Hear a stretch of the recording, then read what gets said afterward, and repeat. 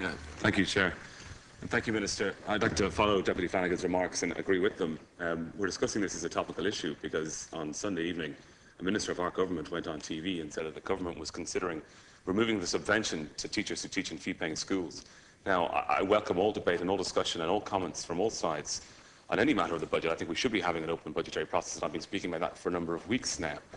But I suppose my question to you, Minister, and I do thank you for being here, is this true? Is the government considering this? Because if the government is, then let's have a full debate on it.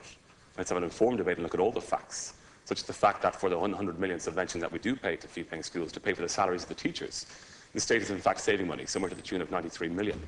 It is €3,500 cheaper to teach a child in a fee-paying school for the state. And that's something that has to be recognised when we have this debate. So let's look at the facts. If we're trying to save money for the budget, save money for the taxpayer, let's look at actual savings and let's have that full debate if this is something that the government is considering. I would also think that if we're going to have that debate on the education budget, let's look at all aspects of it.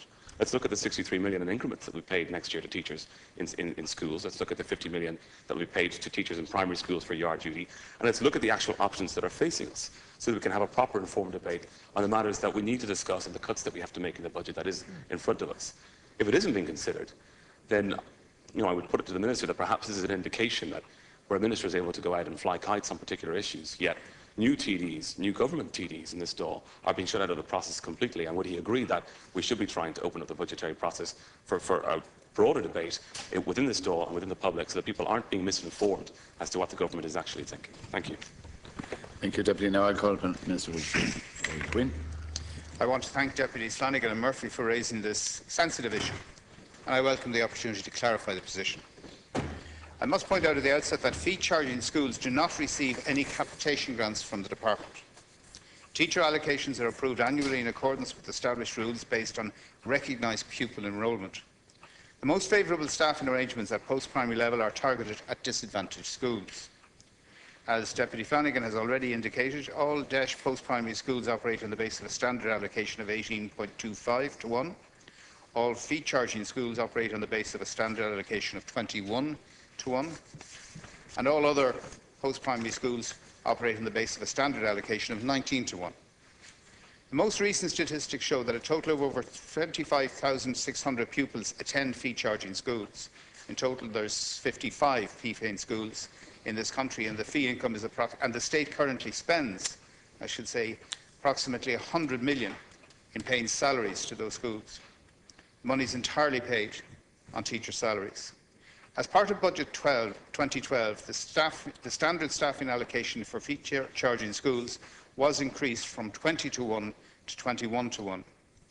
I also announced in Budget 2012 that the Department would conduct an analysis of tuition fee income available to schools in the sector and also its utilisation. This analysis will inform future policy on the potential extent and nature of exchequer investment, including funding for teacher posts in the fee-charging sector. The analysis conducted by the Department involves looking at the level of fee income based on fee rates and pupil numbers. It has taken account of exchequer investment foregone in terms of teacher allocations and recurring grants because the school is charging fees. In this way, the additional or discretionary income available to fee-charging schools relative to other schools can be assessed.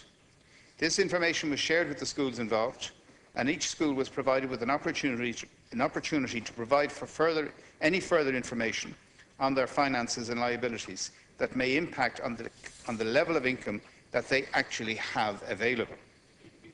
This analysis is nearing completion, and the final report will feed into the consideration of the budget.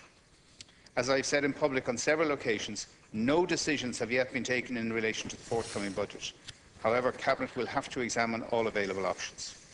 Thank you, Minister. Now I call Deputy Flanagan and Deputy Murphy. 1 minute each. I thank the Minister for his comments and in clarification that no decision has been made on this issue, notwithstanding the current budgetary process. Could I just ask him one question in relation to minority schools and those of the Protestant persuasion in particular? Could I refer to the block grant and the 6.5 million? And could I impress upon the Minister the importance of retaining that full sum in bulk in the form of a ring fencing, having regard to the points I made and having regard to the difficulties being experienced by this school? And could I impress upon him the need to retain such a scheme in the context of his current deliberations. Murphy. I'd like to thank the Minister for being here to discuss this issue today in the Chamber. Some of his comments are very welcome, and the clarifications as well, particularly that the Department recognises the investments that have already been made by individuals in these schools that have meant the state itself hasn't excuse me, had to carry that burden. But I would ask the Minister that before any decision is taken in the budget, and then when that report is finalised, that members of the Dáil have the opportunity to discuss that report, look at all the details before an actual decision is taken in the budget in December. Thank you. Okay, Mr. Rory Quinn. A lot of the information that is coming to us deputies from the schools is on condition that a certain degree of confidentiality will be maintained, so I'd have to consider that request if we were to have a meaningful discussion on the whole issue prior to the budget. But can I say to deputies in this House and to deputies committed to the government that the programme for government commits itself to the provision of diversity in our education system.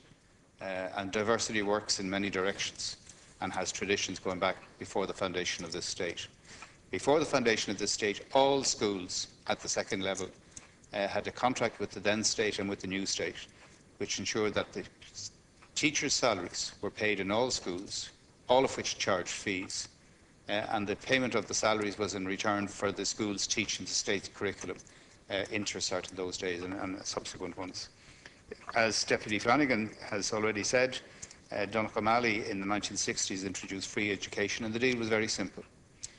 If they voluntarily chose to come into the scheme, those schools that so choose would forego the fee income that they charged in return for getting a capitation grant, which replaced, or was in theory supposed to replace, the lost income. And there was a fee scale right across the country for different kinds of schools, with which everybody was familiar. Because of the scattered and low-density nature of the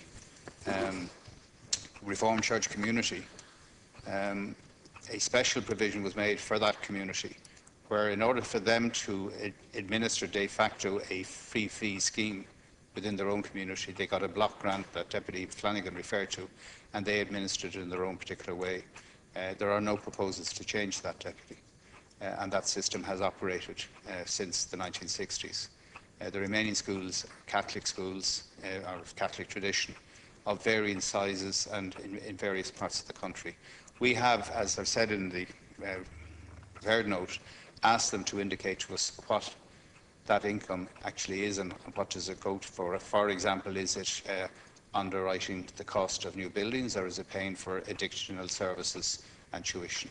When we're in the process of completing an examination of that, and then we'll consider what options, if any, there are for us, because no section of the budget is ring-fenced or sacrosanct in that sense, other than that section that is protected by Croke Park. And that will remain so until a new deal is put in place, and if a new deal is to arise, then it's up to everybody to decide what they want to put on the table for the possibility of such a new deal. Thank you, Minister.